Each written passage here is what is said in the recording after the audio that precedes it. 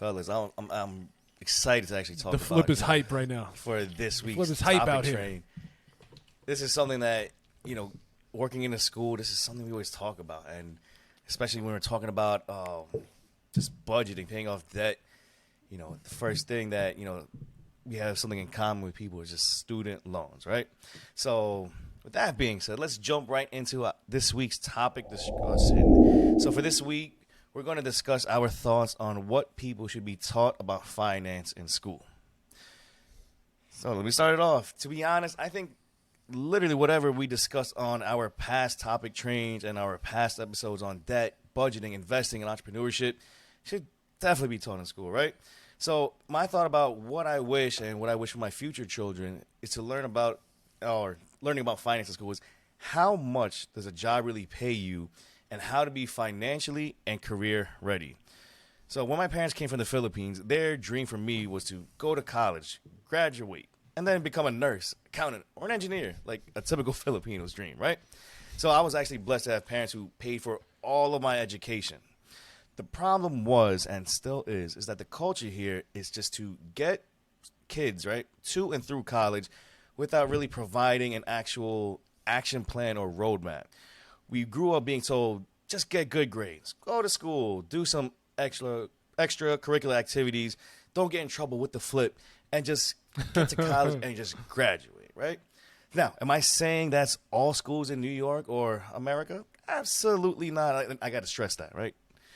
But however, being in education for the past 13 years, working with students from 30 different K through 12 schools, as well as vocational schools, I've heard the same story from people who are either students or teacher, and they wish they learned things that would actually help them as an adult.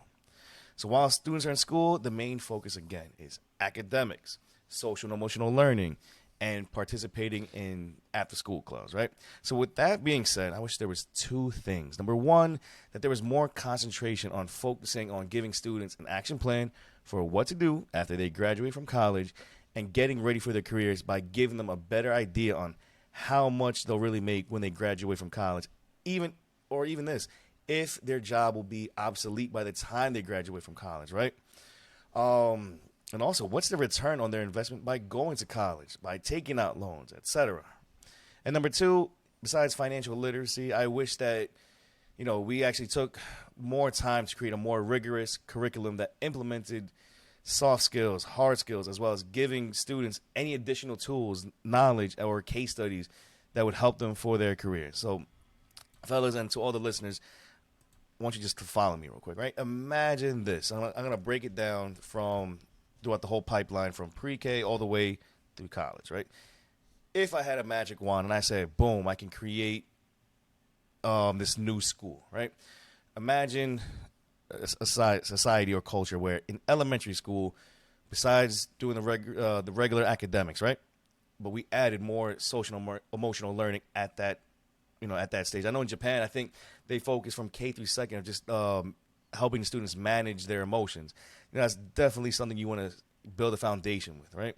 So by the time they get through middle school, 6th to 8th grade, this is the molding stage, as I call it, right? So we give them the rigorous academics, but now we have after-school activities where we can introduce, financial literacy and just getting them prepared by exposing them to the arts, fitness, or anything that will provide them with a holistic development, right?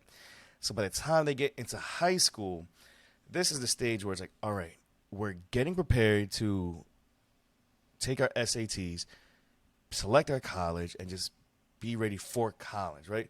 But what if we concentrated more of, okay, first of all, what college do I want to go to? But more specifically, what do I want to major in? By the time I graduate in 4 years, will that job still be available? Okay, cool. Yeah. What do I need to, how do I even apply for scholarships? I think for me personally, I wasn't that engaged with high school, or I didn't really have the knowledge or the encouragement to go to my guidance counselor. So I literally picked my college my senior year, maybe 2 or 3 months before it was graduation time, right? But I wish we were more intentional with that guidance of high school. All right, figure out what you want to do so that when you do take out your student loan, you do get money from family members or whatever strategy you have to pay for college, that you're getting a return on your investment, or you're just simply not wasting money. Like I said earlier, I was blessed that my parents paid for my education. Now I think about it, I feel bad. I will never do that with my kids. I'm going to have a strict plan and roadmap for them, right? 'Cause I'm not going to be like how my parents were, right? But then, by the time they get to college, so that now they have the essentials. They have the soft skills. They have the hard skills by, let's say, learning Excel, learning project management, learning, some kind of operations, business administration, anything that's going to help them for their career, right?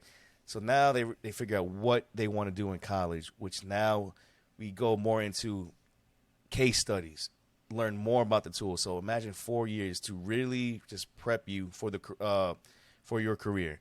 Now, let me give you an example of my college journey. Fellas, you already know. I can't even take it seriously. You know how I was in college, right? So I got to keep it real. Why? I want everyone to learn from my mistakes. I went to Manhattan College, great institution, as a business major. That school is for engineers and teachers. During that time, and I don't know if it's still the same, if you wanted to go to, if you wanted to get a business degree, you went to Baruch. You went to maybe Fordham. Manhattan College, engineers and teachers is what they breed, and those are the people who get the most money as soon as they graduate college.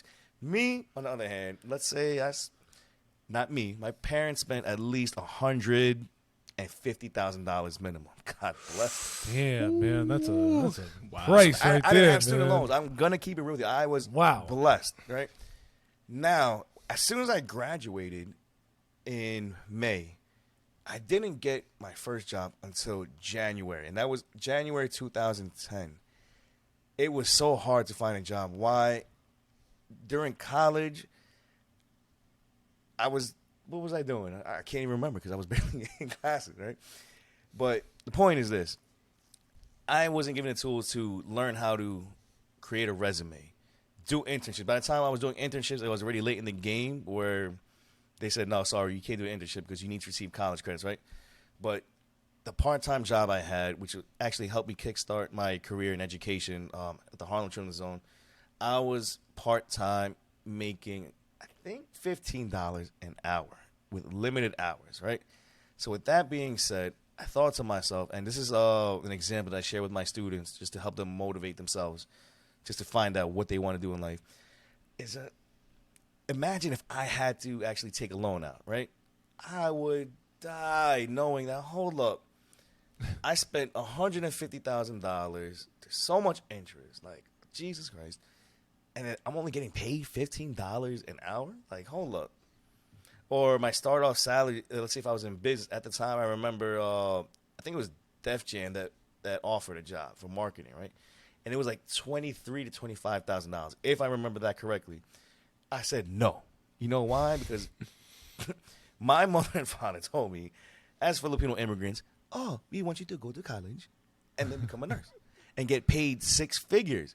So in my mind, I'm not doing none of that. I want to be in business. I want to be in marketing. That's what I want to do. Just to find out, oh, wait, hold on. What's the starting salary? Damn, I wish I would have known that from the beginning. But again, it was more of concentrate on getting the good grades in college, just even passing at that point for me, and just graduating, right? So I think I wish there was more intention, for that. So, with that being said, I know I said a lot. And this goes out to all my fellow educators and, colleagues in nonprofit. Two things that I want you to really think about. Number one is, what are your thoughts on how to get students financially and career ready? And number two is, what could you do to either add, what I just spoke about to your curriculum and or business plan? Because, as the fellows will tell you later on, it's like, what are we learning? The Pythagorean theorem. Like, is that going to help me with doing my taxes? Is that going to help me with figure out, or what were we talking about? The War of 1812. How is that information going to help me with how to invest in stocks, how to get a mortgage, or go through the whole buying a house process, which Nick will go over later, right? So, that's something that, I want to generate a conversation with, my fellow educators again and my people in nonprofit, because this is something where, we want to inspire change, right? And by sharing this knowledge and just generating this conversation, this is something, I would really want to be proactive with, just to get everybody involved within our community discussion. And that's my thoughts, fellas. Yes, sir. Yes, sir. That was good, Flip. That was valuable, brother. Yeah, it was good information, man. Very good, very good. So, all right. So let me go through a little bit how I feel about this topic. Now, as we know, this topic is very controversial, right? There's always going to be an opinion. There's always going to be something that someone feels that they can change or should be included or should not be included, right? So we kind of just go what we think, and hopefully, some way, somehow, some of these things get changed down the road, right? But our educational system is our educational system, and it's been like this a long time. So but what I think, for me, if you would ask me, and again, this is just my humble opinion, I think that we could really do good by young people if we teach them the importance of investing in real estate. Mm-hmm. And I think that is so important. And this is from someone that's doing it. I don't have that much experience, but I'm doing it. So, I feel passionate about this, and I just think that it's such an important thing for people to just know. I'm not saying that everybody should do it or has to do it. Of course, it's a subjective thing as far as if you want to participate or not. But just to have the knowledge is power, right? Just to have that wisdom and have somebody tell you, and for you to understand that, this investment vehicle could be life-changing to you if you want it to be. So I think, in my opinion, real estate is the greatest investment vehicle out there available. I think it is the absolute best, number one. So why wouldn't I tell somebody not to invest in real estate? But just the idea of, if we could try to educate our younger people on, the different ways how we make money in real estate, and the idea of compound interest, and the idea of, just appreciation, and the tax advantages that real estate holds, and all those things together. And, if we can teach that to young people and have them get on that game early, the earlier the better. And if you really want a chance to understand an investment vehicle that you can build some serious long-term wealth, I'm not talking about getting rich. Getting rich, there's many, many ways to get rich, right? Mm-hmm. But if you want to build serious wealth in this country, then I would definitely recommend real estate to somebody. So I really think that's something that we can do better in the educational system, is to try to start to educate people about that. I mean, in this country, they say that 90% of millionaires own real estate. 90% of millionaires own real estate. So it's kind of hard to think that an 18-year-old kid leaving those doors for 4 years and they don't know about real estate, and they don't know that 90% of millionaires own real estate.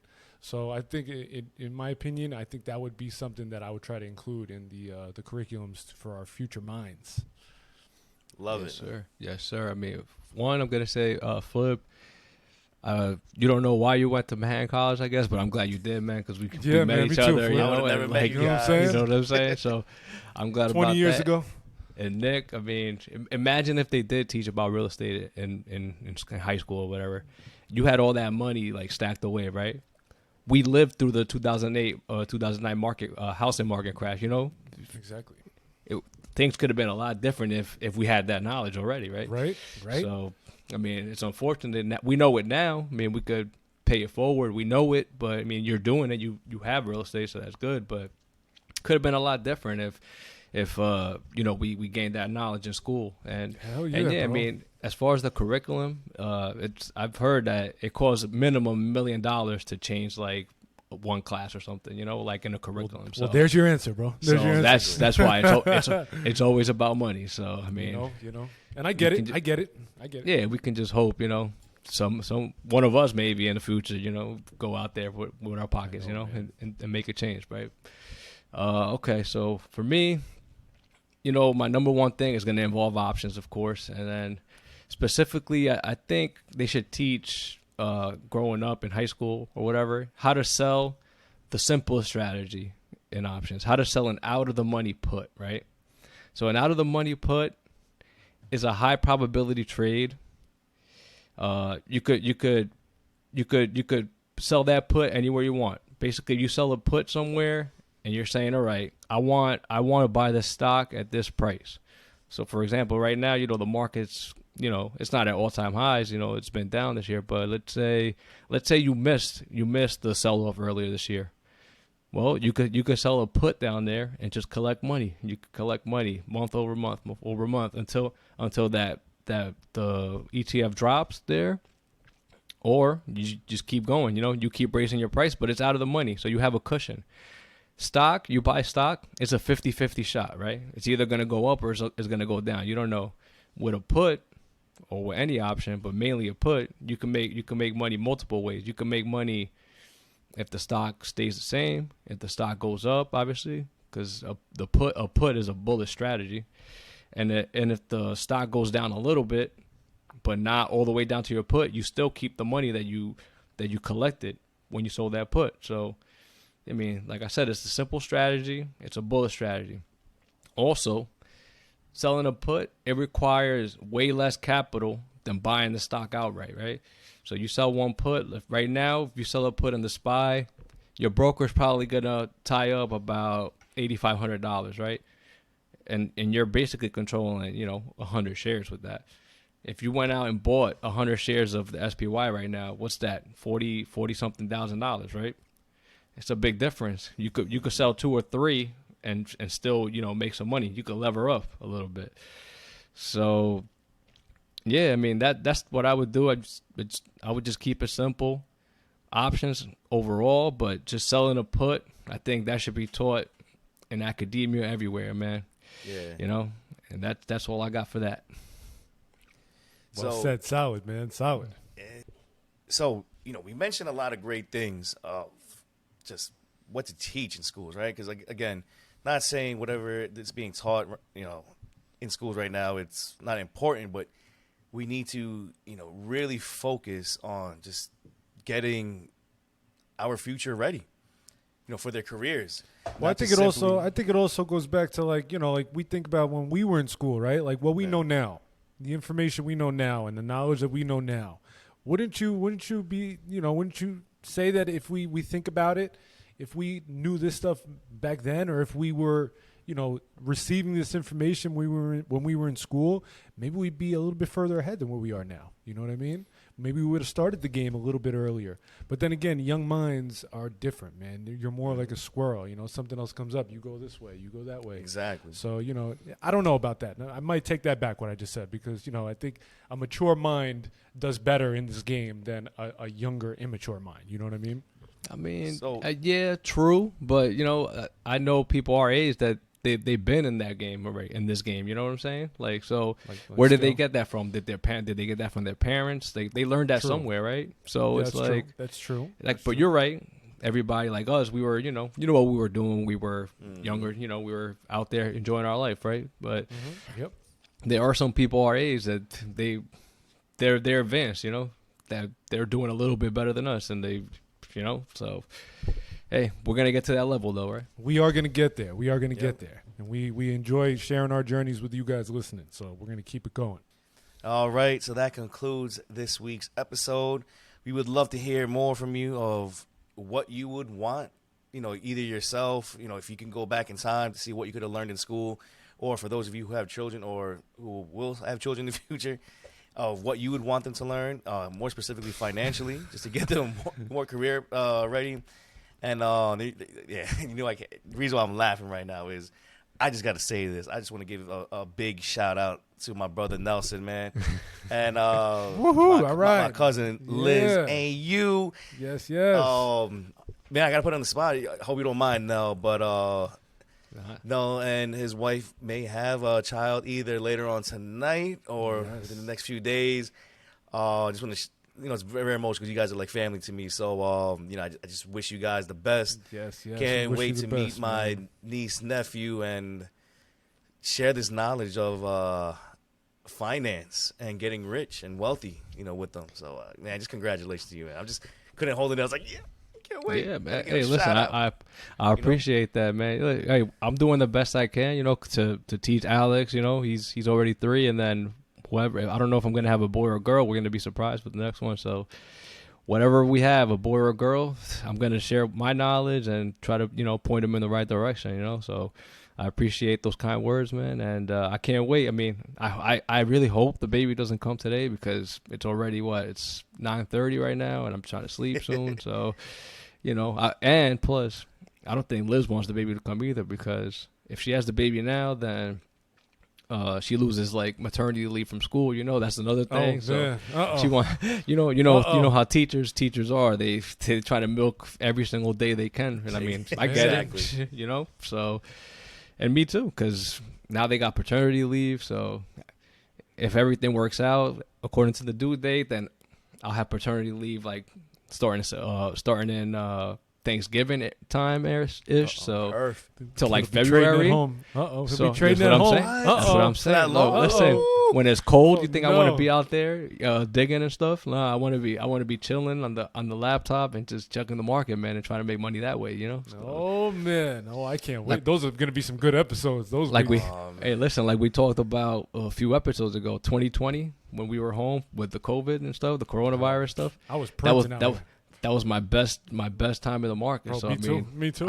I'm excited for that time off whenever it comes, and I mean I just hope we have a healthy baby and everything goes well. And yes, sir. I can't wait to meet my baby. You know, and that's blessings, it. Man. There's no more babies coming for me. So I mean that's it. It's over. Boy, girl, it don't matter. That's it. I'm done.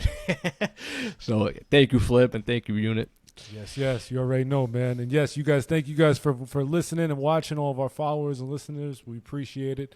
And yeah, congrats to my man Nell and his wife. This is a beautiful blessing for you. Number 2, man. So we out here, just adding another to the family, man. So with that great, being all said, blessing, man, all blessings. For all our listeners and our family, just give some shout out and shine to Nell, man. It's such a blessing. So leave the comments, man, really great. Show some love to him and his wife, and for the future. And with that being said, we will see you next week. Peace. Peace out. Don't trust the market. Peace.